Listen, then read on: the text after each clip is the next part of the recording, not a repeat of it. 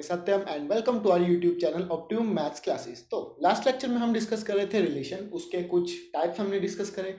आज हम उन्हीं टाइप्स को आगे बढ़ाते हैं। हमारे 3 रिलेशन के टाइप्स रह गए, फिर उसके बाद हमारा रिलेशन टॉपिक कंप्लीट हो जाएगा। उसके आगे हम देखेंगे इसके कुछ एग्जांपल्स और 1.1 एक्सरसाइज फुल्ली सोल्व्ड। ठीक है, ओके, तो स्टार्ट करते हैं।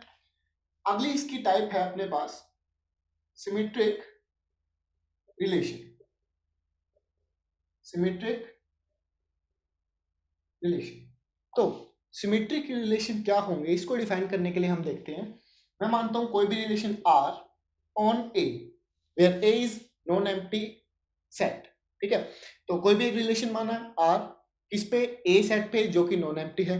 अब ये रिलेशन मेरा सिमेट्रिक रिलेशन कब कहलाएगा? If AB belongs to R then BA should also belongs to R। देखिए, अब आप मैथमेटिक्स के स्टूडेंट्स हो, मैथमेटिक्स को अच्छे से समझना आपकी जिम्मेवारी है। और mathematics is not about language. Language in the sense कि वर्ड्स आपको ना लिखे हों, हमारा काम चल सकता है, लेकिन जो मैथमेटिक्स के साइन है वो अपने आप में एक वर्ड है। जैसे कि ये, इस साइन का मतलब है इट इम्प्लाइज, यानी कि पूरा इट इम्प्लाइज लिखने के बजाय अगर मैं ये साइन लगाऊं तो हमें समझ आना चाहिए। जैसे कि इस साइन का यहाँ क्या मतलब है वो देखिए जरा। देखा, ये चीजें जो है ये आपको सदाबहार के लिए यूज आने वाली हैं।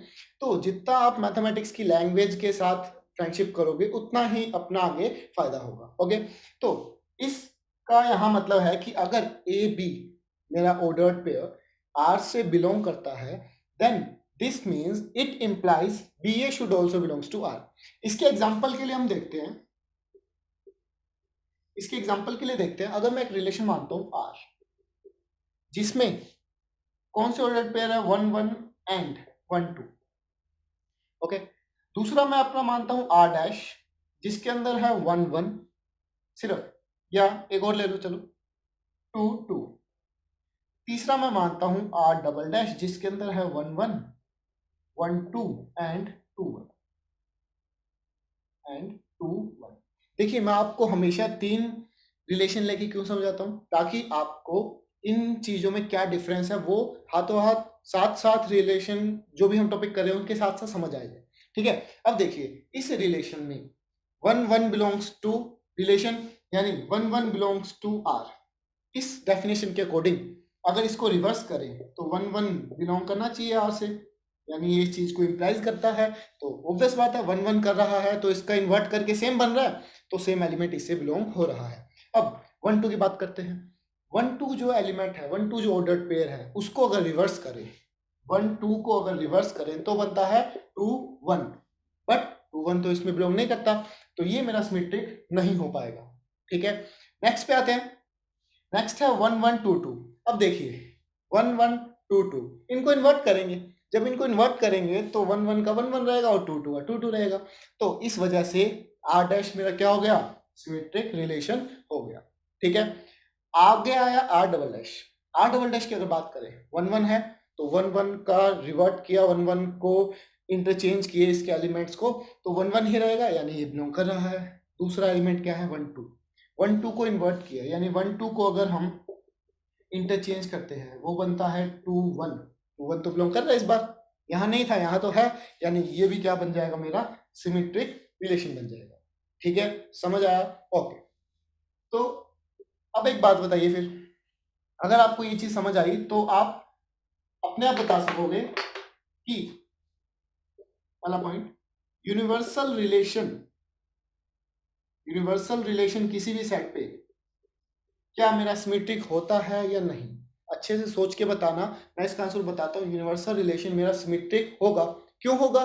क्योंकि जितने पॉसिबल ऑर्डर पेयर बन सकते हैं वो तो सभी इसमें आते हैं। अब जितने पॉसिबल होते हैं तो हर एक ऑर्डर पेयर का इनवर्स, यानी हर एक ऑर्डर पेयर का इंटरचेंज करके जो अपना ऑर्डर पेयर बनता है वो भी इसमें आएगा।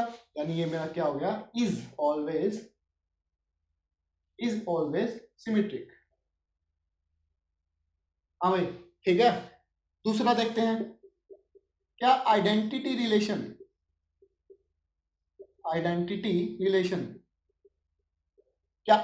रिलेशन मेरा सिमेट्रिक बनेगा? जरूर बनेगा। क्यों? इसमें तो एलिमेंट्स ही 1 1 2 2, जिनको अगर आप इंटरचेंज भी करेंगे तो सेम रहेंगे, यानी जो कंडीशन थी सिमेट्रिक की वो फुलफिल हो रही है। यहां से हम कह सकते हैं इज ऑलवेज सिमेट्रिक। सिमेट्रिक। अब जरा आप सोचिए, क्या मैं रिफ्लेक्सिव रिलेशन को क्या कह सकता हूं? क्या ये ऑलवेज जो मैंने इन दो केसेस में लगाया, ये रिफ्लेक्सिव में लगा सकता हूं? बिल्कुल नहीं लगा सकते। क्यों? अभी देखो, रिफ्लेक्सिव में मान लो चलो 1 1 2 2, ये कोई रिलेशन है? भाई आपने बोला सर ये तो रिफ्लेक्सिव है। अब ये रिफ्लेक्सिव है तो सिमेट्रिक भी होगा। क्यों? 1 1 का इंटरचेंज करो, 2 2 का इंटरचेंज करो, आ रहे हैं इसमें। आपकी बात बिल्कुल ठीक है, लेकिन मैं आपको एक एग्जांपल देता हूँ। 1 1 2 2 एंड 2 1, क्या ये रिफ्लेक्सिव रिलेशन है? क्या ये सिमेट्रिक है? नहीं है। क्यों? क्योंकि 2 1 का इंटरचेंज करके जब हम लिख रहे हैं वो हमारा इस रिलेशन में नहीं है। यानी कि हम कह सकते हैं कि रिफ्लेक्सिव रिलेशन में be symmetric sometimes but not always. इसलिए हम इस कंडीशन को हम इस पे इंप्लाई नहीं कर सकते। तो इसको एज सच पढ़ा रहने दो, हमें इसकी कोई जरूरत ही नहीं। जहां केस में आएगा हम इसको स्टडी कर लेंगे, तो हाथ उसी क्वेश्चन में स्टडी करेंगे, हम बता देंगे कि होगा या नहीं होगा। ओके, लेकिन ये दो पॉइंट इसके लिए ऑलवेज है, यानी ये आप हमेशा ध्यान रख सकते हैं। ठीक है, ओके, ठीक है। तो हम अब अगले टाइप पे आते हैं। अगली टाइप है ट्रांजिटिव रिलेशन। तो इसे भी डिफाइन करने के लिए देखो तरीका सेम है। क्या कि रिलेशन मानते हैं एक ए सेट पे जो कि है नॉन एम्प्टी। अब ये ट्रांजिटिव रिलेशन कब कहलाएगा? If A B and B C belongs to R, then it should gives A C belongs to R. यानी कि ए और बी को हटा देना है, यानी सेम रिलेशन ए सी में भी आना चाहिए। ओके, इसके लिए हम एग्जांपल लेते हैं। अगर हम रिलेशन माने जिसके अंदर कैसे ऑर्डर्ड सेट होंगे A B, such that A belongs to capital A, B belongs to capital A and A is less than B. यानी कि इसमें रिलेशन क्या है? A is less than B. तो अगर मैं एग्जांपल मानूं कि मैंने मान लिया x y belongs to R and yz belongs to R, then it also gives xz belongs to R, belongs to R। क्यों भाई? xy जब R से बिलोंग करेगा तो ये इस रिलेशन को सेटिस्फाई करेगा। इसका मतलब है कि x y से लेस होगा। yz जब R से बिलोंग करेगा तो सेम इसी रिलेशन को फॉलो करेगा, यानी कि y z से छोटा होगा। अब देखो x y से छोटा है, y z से छोटा है, तो x z से छोटा होगा, ऑब्वियस है। तो x is smaller than z, यानी x z भी इस रिलेशन को फॉलो कर रहा है। अब फॉलो कर रहा है तो सिंपल है भाई कि x z belongs to r होगा। तो ये किसकी डेफिनेशन हुई? ट्रांजिटिव रिलेशन की। ठीक है, तो अब ट्रांजिटिव रिलेशन को अगर हम यूनिवर्सल और आइडेंटिटी के लिए देखें तो देखिए, यूनिवर्सल रिलेशन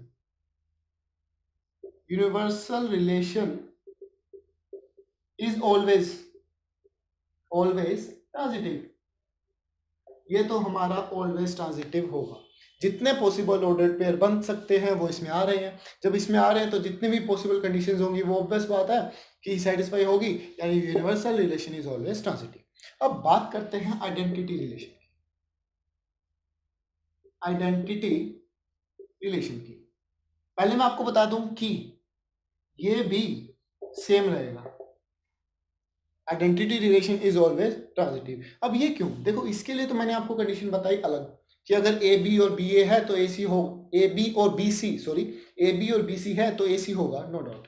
अब आइडेंटिटी रिलेशन जरा इसको एग्जामिन करें। इसमें 1 1 आता है, 2 2, या जो भी एलिमेंट्स आएंगे वो आएंगे तो सेम। अब हमारी कंडीशन देखो, हमारी कंडीशन ध्यान से समझना कि अगर ये दोनों आर से बिलोंग कर रहे हैं तब ये आर से बिलोंग करना चाहिए। लेकिन इस आइडेंटिटी रिलेशन में तो ऐसे दो ऑर्डर पेयर ही नहीं आ रहे, यानी ए बी और बी सी टाइप। यानी कि इसमें ये दोनों एलिमेंट सेम है, इसमें ये दोनों एलिमेंट सेम है। आइडेंटिटी रिलेशन तो होता ही वही है जिसमें कि जो ऑर्डर्ड पेयर है उसके फर्स्ट और सेकंड एलिमेंट सेम हो। यानी जब ये इसमें नहीं है तो आगे वाली बात तो हम कहेंगे ही नहीं। और इसमें कहा था इफ, यानी अगर ये होगा तो ये होना चाहिए। अब यही नहीं है तो हम कह सकते हैं ये ट्रांजिटिव रिलेशन है। ठीक है, कंफ्यूज बिल्कुल नहीं होना। इस पार्ट को आप बिल्कुल ध्यान से चाहे 2 बार देखना लेकिन समझना, क्योंकि ये चीज है इसमें इंपॉर्टेंट। ओके, तो हमारा इससे हम क्या कह सकते हैं कि आइडेंटिटी रिलेशन भी हमारा क्या होगा, ट्रांजिटिव रिलेशन होगा। ठीक है, ओके, बस हम थोड़ा सा ही दूर है, अपना रिलेशन जो टॉपिक है वो कंप्लीट हो जाएगा। लास्ट पार्ट है इसका anti symmetric, anti symmetric relation, anti symmetric relation. अरे कुछ भी नहीं है, बड़ा आसान सा है। क्या है, रिलेशन है इस पे, ए पे, कोई नॉन एम्प्टी सेट पे। अब तो याद होगी ये बातें, ठीक है। अब अगर if A B and BA belongs to R, then it will give A is equals to B। बस इतना सा काम है कि अगर ये दोनों इंटरचेंज करके बिलोंग कर रहे हैं R से, तो A और B इक्वल होंगे। उसको मैं क्या कह दूंगा, एंटी सिमेट्रिक रिलेशन। ठीक है, दैट्स ऑल। रिलेशन में आपका थ्योरी वर्क कितना था। ठीक है, अब आगे हम देखते हैं इसके कुछ एग्जांपल्स। ठीक है, ओके, तो हम एग्जांपल पे आते हैं। Example number 5, NCERT. देखिए, जैसे कि आपको पता है हम एलिमेंट्स के सोल्ड एग्जांपल अपने लेक्चर्स में कवर नहीं करेंगे। सिर्फ वही सोल्ड एग्जांपल्स कवर होंगे जो एनसीईआरटी है या जो प्रीवियस ईयर पेपर्स में आए हुए हैं। क्योंकि देखिए सोल्ड एग्जांपल्स आपके पास एनसीईआरटी में, सॉरी, एलिमेंट्स में पड़े हैं। आप खुद प्रैक्टिस कीजिए, वहां से आप कर सकते हैं बहुत आसानी से। आप अपना सॉल्यूशन देखिए, जो सोल्ड है उनका सॉल्यूशन देखिए। फिर भी अगर सॉल्यूशन नहीं समझ आता, आप मुझे मैसेज करिए। आप कहीं भी मैसेज कर सकते हैं, सभी मेरी पर्सनल आईडीज आपके पास है, मेरा व्हाट्सएप नंबर आपके पास है, या आप सीधा सिंपल सा कमेंट सेक्शन में लिख दीजिए। मैं आपको उसका जो सॉल्यूशन होगा, जो चीज नहीं समझ आ रही होगी, वो मैं आपको वहीं समझा दूंगा। ठीक है, ओके, तो हम आते हैं एग्जांपल नंबर 5। एनसीईआरटी के एग्जांपल हम जरूर कवर करेंगे। इन सेंस आपकी एनसीईआरटी अपने सभी लेक्चर्स में कवर हो जाएगी आसानी से। एनसीईआरटी के सोल्ड एग्जांपल्स हम करेंगे, और जो एनसीईआरटी आपकी अनसोल्ड एक्सरसाइज में है, क्योंकि अनसोल्ड एक्सरसाइज तो हम सारे अब कवर करेंगे, अनसोल्ड एक्सरसाइज की सभी सॉल्यूशन आपको प्रोवाइड कर दिए जाएंगे। ठीक है, तो हम क्वेश्चन पे आते हैं। देखिए, हमें दिया हुआ let R be the relation in the set. कौन से सेट पे, 1 2 3 4, यानी रिलेशन में जो भी एलिमेंट्स होंगे कहां से होंगे, 1 2 3 4। हमने अब तक थ्योरी पढ़ी, थ्योरी को अप्लाई करने का समय आ चुका है। ठीक है, थ्योरी आप अपने अच्छे से दिमाग में बिठा लीजिए। फिर भी अगर कहीं डाउट हो तो हम जब अप्लाई करेंगे वहां सारे डाउट्स क्लियर हो जाएंगे। ठीक है, टेंशन नहीं लेनी। ओके, गिवन बाय आर, यानी कि ये रिलेशन आपको दे दिया, यानी आपको रिलेशन सीधा रोस्टर फॉर्म में दे दिया, सेट बिल्डर की जरूरत ही नहीं है, क्वेश्चन में ही रोस्टर फॉर्म में दे दिया। हमें प्रूव क्या करना है, prove that R is reflexive, transitive but not symmetric. तो हम एक एक करके तीनों कंडीशंस को चेक करेंगे। सबसे पहले हम आते हैं रिफ्लेक्सिव पे। रिफ्लेक्सिव के लिए आपको देखिए डेफिनेशन तो ध्यान होनी चाहिए। अब डेफिनेशन ध्यान में है, रिफ्लेक्सिव सोचा क्या था रिफ्लेक्सिव में, कि every element should related to itself, लेकिन डिफरेंस क्या था, ओनली नहीं था। यानी कि हमें सिर्फ इतना देखना है कि ए में, यानी कि जो गिवन सेट में जितने भी एलिमेंट्स है, क्या वो खुद से रिलेटेड है। अगर है तो ये रिलेशन मेरा क्या बन जाएगा, रिफ्लेक्सिव रिलेशन बन जाएगा। तो देखते हैं, 1 1 1 है, ये मिल गया। 2 2 2 है, 3 3 3 है, 4 4 4 है। यानी अपनी मस्ट कंडीशन तो फुलफिल हो गई, मस्ट कंडीशन फुलफिल हो गई, तो अपना ये क्या हो गया, रिफ्लेक्सिव रिलेशन हो गया। ठीक है, नेक्स्ट हम ट्राई करते हैं ट्रांजिटिव। देखिए ट्रांजिटिव में कुछ स्टूडेंट्स को डाउट आ सकता है क्योंकि थोड़ा कंफ्यूजिंग है। जैसे कि मैं डेफिनेशन एक बार दोबारा लिखता हूं ट्रांजिटिव की, फिर हम उसके आगे चलते हैं। डेफिनेशन थी, if A B belongs to R and B C belongs to R, it should implies A C belongs to R. यानी कि अगर ये दोनों होंगे तो मेरे पास ये भी होना चाहिए। अगर मेरे पास ये दोनों नहीं है तो मैं इसकी तरफ ना ही जाऊं, मुझे कोई जरूरत ही नहीं है, मैं उसको ट्रांजिटिव कह दूंगा। ठीक है, अब जो इसमें देखते हैं, 1 2 है अपने पास।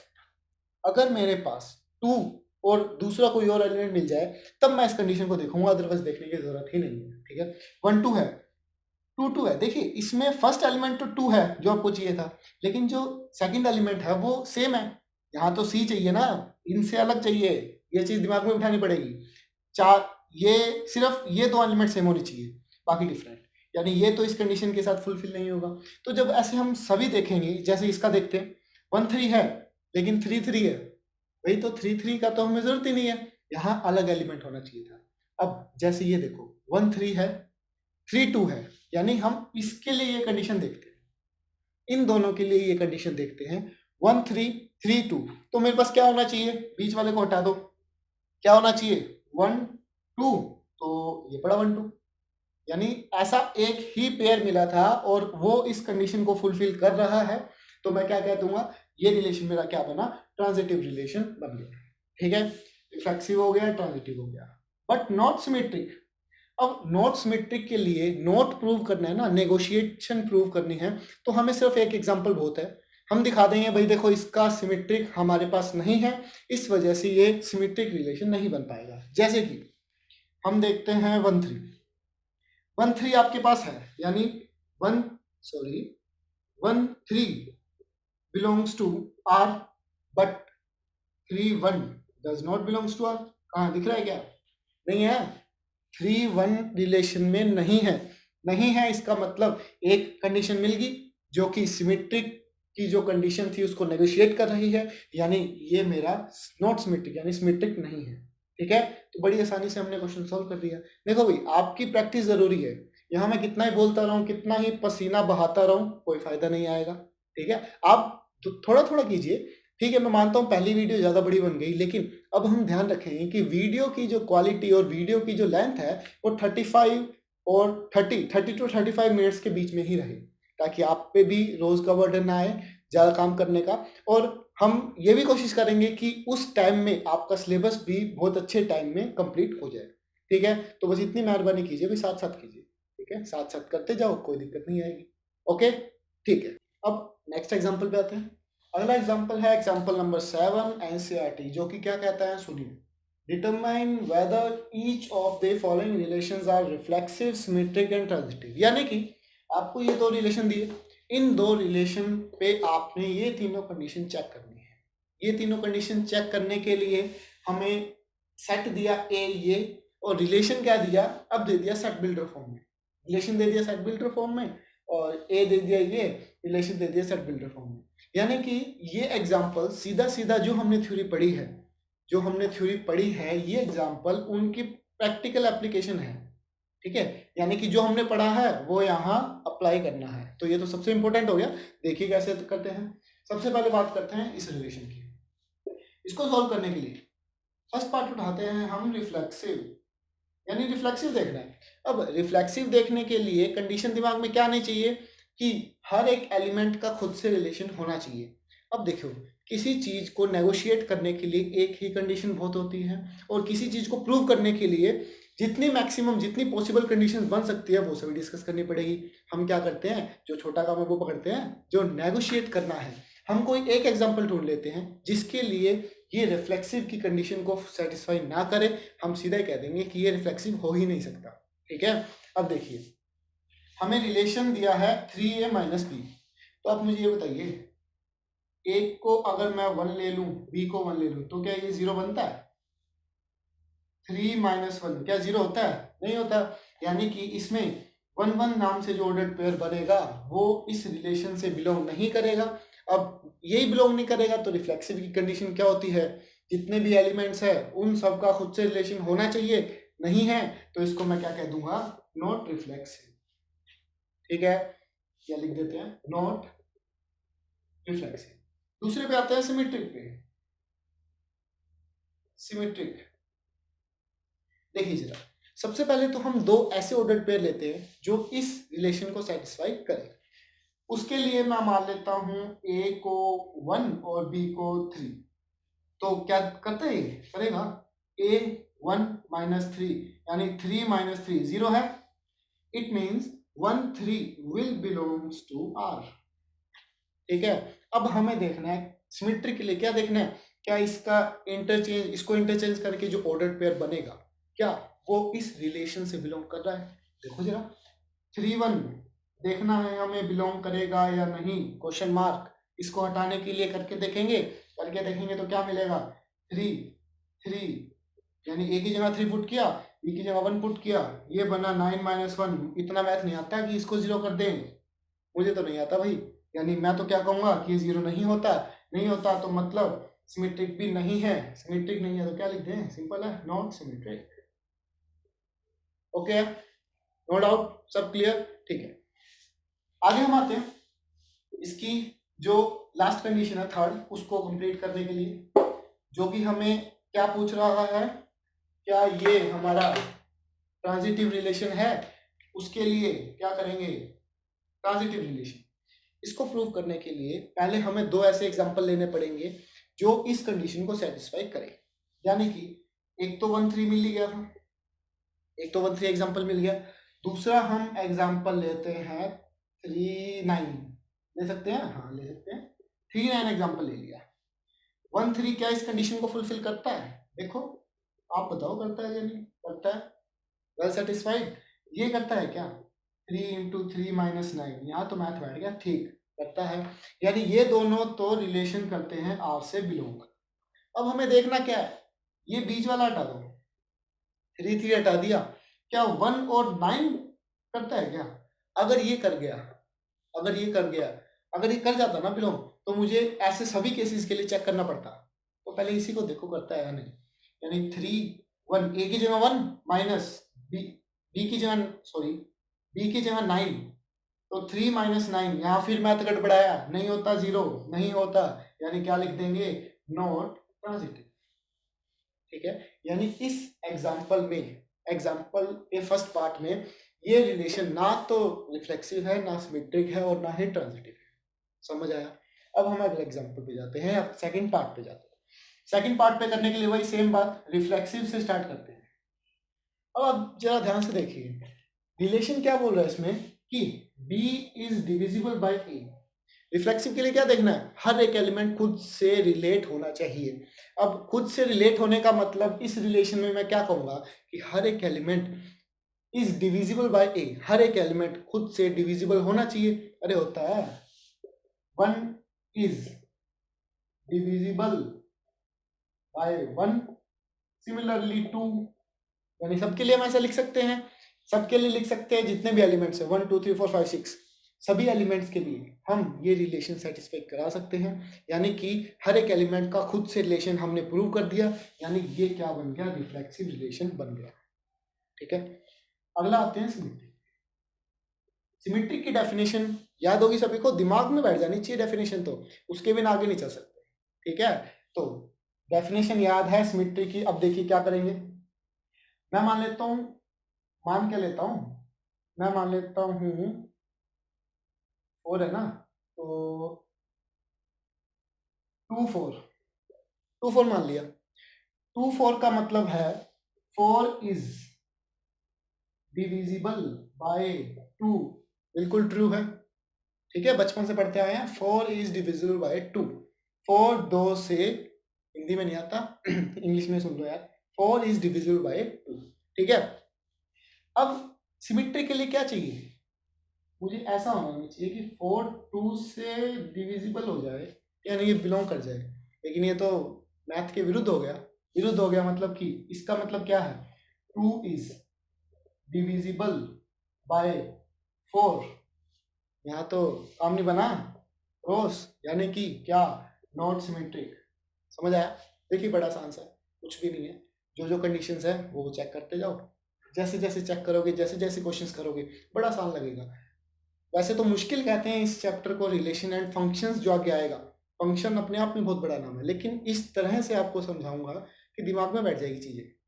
ठीक है, तब आपको बड़ा आसान लगेगा, कोई दिक्कत नहीं, ट्रस्ट मी। ओके, तो रिफ्लेक्सिव हो गया, सिमेट्रिक हो गया। तीसरा हम चेक करते हैं क्या, ट्रांजिटिव। रिलेशन ही ऐसा दे रखा है कि ट्रांजिटिव बनेगा या नहीं, वो चेक करते हैं। अब अकॉर्डिंग टू रिलेशन, अगर मैं कहूं कि A B belongs to R and B C belongs to R, तो इन दोनों का मतलब क्या होगा, जरा देखिएगा। B is divisible by A and C is divisible by B, यानी कि B is divisible by A, यानी ए बी को डिवाइड करता है, बी सी को डिवाइड करता है, तो क्या ए सी बिलोंग करेगा आर से, तो क्या हम ऐसा लिख सकते हैं, सी इज डिविजिबल बाय ए। ठीक है भाई, ये तो सिखाने वाली बात है नहीं क्या, बी ए से डिविजिबल बाय है, सी बी से है, तो सी ऑब्वियस बात है ना ए से होगा। बहुत नॉर्मल सा एग्जांपल ले लेते हैं। 4 2 ले लिया, 4 2 लेने के बाद मैं ले लेता हूँ 8 4, 4 2 ले लिया, 8 4 ले लिया। अच्छा चलो इससे बाहर नहीं जाते, आपकी बात ठीक है, शांति हुई, इससे बाहर नहीं जाते, नहीं जाते, यानी कि मैं ले लेता हूँ, अपन ले लेते हैं 1 3, यानी 3 is divisible bye 1 and 3 6, 6 is divisible bye 3, तो क्या हम लिख सकते हैं 1 6, यानी 6 इज डिविजिबल बाय 1। बहुत अच्छे से, बहुत आसानी से लिख सकते हैं, यानी कि ये क्या हो गया, ट्रांजिटिव, ये हो गया ट्रांजिटिव। डेफिनेशन संभाल लेना, ठीक है, जो डेफिनेशन है उसके अकॉर्डिंग देख लेना, ट्रांजिटिव ही बनेगा। ओके है, तो ये दो अच्छे एग्जांपल थे, जो हमने जितना भी पढ़ा तीनों के बारे में, रिफ्लेक्सिव, सिमेट्रिक और ट्रांजिटिव, वो हमने यहाँ अप्लाई करना सीखा, ठीक है। तो ऐसे ही एग्जांपल्स आपको खुद और घर से ट्राई करने हैं। ओके, इन एग्जांपल्स के बेसिस पे आपकी जो थ्योरी पोर्शन था, आपका जितना भी थ्योरी पोर्शन था, वो अपने आप स्ट्रॉन्ग होता जाएगा। जैसे जैसे आप करोगे वैसे वैसे स्ट्रॉन्ग होता जाएगा, ठीक है, उसके बाद कोई दिक्कत नहीं आएगी। ओके, तो अब आपने देखे इलस्ट्रेटिव एग्जांपल, जितनी थ्योरी हमने फर्स्ट लेक्चर में और सेकंड लेक्चर की स्टार्टिंग तक जितनी थ्योरी पढ़ी थी, उसको हम एग्जांपल पे कैसे अप्लाई करेंगे वो आपने देखा। आप इसके सोल्ड एग्जांपल कीजिए, एक्सरसाइज खुद से ट्राई कीजिए। मैं आपको हालांकि पूरी एक्सरसाइज का सॉल्यूशन प्रोवाइड करवाऊंगा, लेकिन मैं चाहता हूं आप अपने हाथों से करें। जब तक आप अपने खुद से क्वेश्चन नहीं करेंगे तब तक आपको नहीं पता लगेगा कि कहाँ डाउट और कहाँ नहीं।